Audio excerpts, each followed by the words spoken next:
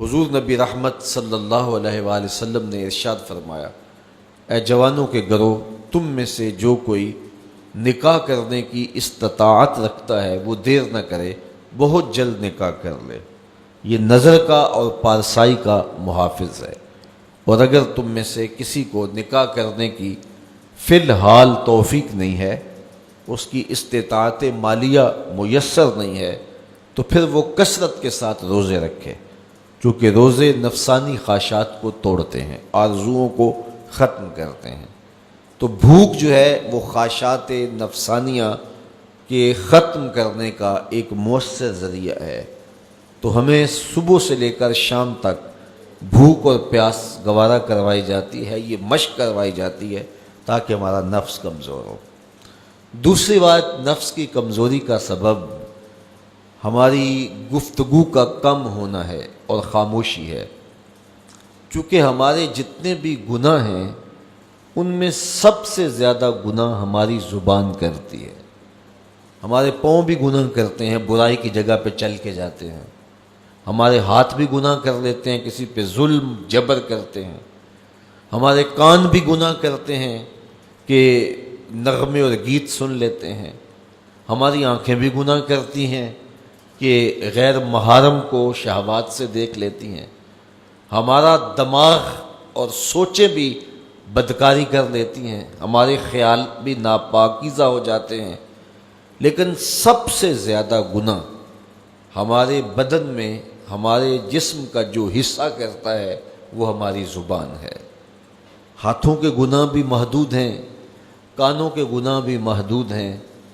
اسی طرح آنکھوں کے گناہ بھی ایک قسم پر مشتمل ہیں، لیکن جو زبان کے گناہ ہیں یہ کئی اقسام پر مشتمل ہیں۔ زبان جھوٹ بھی بولتی ہے،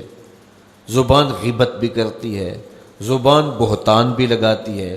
زبان سب و شتم بھی کرتی ہے، گالی گلوچ بھی دیتی ہے، زبان جو ہے وہ تہمت بھی لگاتی ہے، اور زبان فضول گوئی بھی کرتی ہے۔ تو اس زبان کے بہت سارے فتنے ہیں، اس لیے اس زبان کو 32 دانتوں میں جکڑ کے رکھا گیا ہے، لیکن اس کے باوجود یہ بے قابو ہو جاتی ہے۔ ایک روایت میں آتا ہے جب صبح طلوع ہوتی ہے تو پورے اعضائے بدنیہ زبان کے آگے ہاتھ جوڑتے ہیں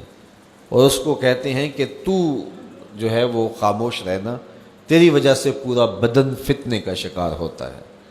تو زبان کے گناہ سب سے زیادہ ہے، اسی لیے میرے اور آپ کے آقا و مولا نے ارشاد فرمایا، تم جو دو جبڑوں کے درمیان یعنی تمہاری زبان اور دو ٹانگوں کے درمیان تمہاری پارسائی کی جگہ، ان دو چیزوں کی مجھے ضمانت دے دو، میں محمد تمہیں جنت کی ضمانت دے دیتا ہوں صلی اللہ علیہ وسلم۔ تو یہ زبان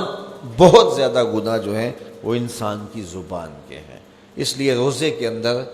ہمیں اپنی زبان کو کنٹرول کرنے کی تاکید بھی کی گئی ہے۔ یہ خوراک بچاؤ مہم نہیں ہے روزہ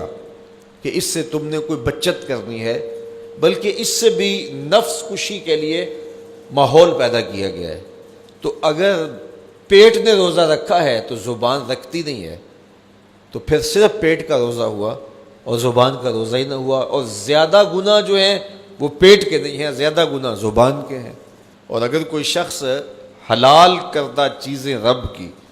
وقتی بندش کی وجہ سے ان سے رک جاتا ہے، کھانا نہیں کھاتا، پانی نہیں پیتا، اعلیٰ انواع و اقسام کے فروٹ دستیاب ہے نہیں لیتا کہ میں نے روزہ رکھا ہوا ہے، لیکن جھوٹ بولتا ہے، غیبت کرتا ہے، بہتان تراشی کا بازار گرم ہے، نظریں بدکاری کر رہے ہیں، خیال بھٹک رہے ہیں، سوچیں آوارہ ہیں، تو جن سے رمضان المبارک کے علاوہ بھی روکا گیا تھا تو ان سے وہ نہیں روکتا، تو اس کا پھر روزہ کیا ہوا؟ تو میرے اور آپ کے آقا و مولا نے فرمایا، جس نے جھوٹ نہ چھوڑا، جھوٹے کام نہ چھوڑے، اس کے بھوکا اور پیاسا رہنے کی اللہ کو کوئی ضرورت نہیں ہے۔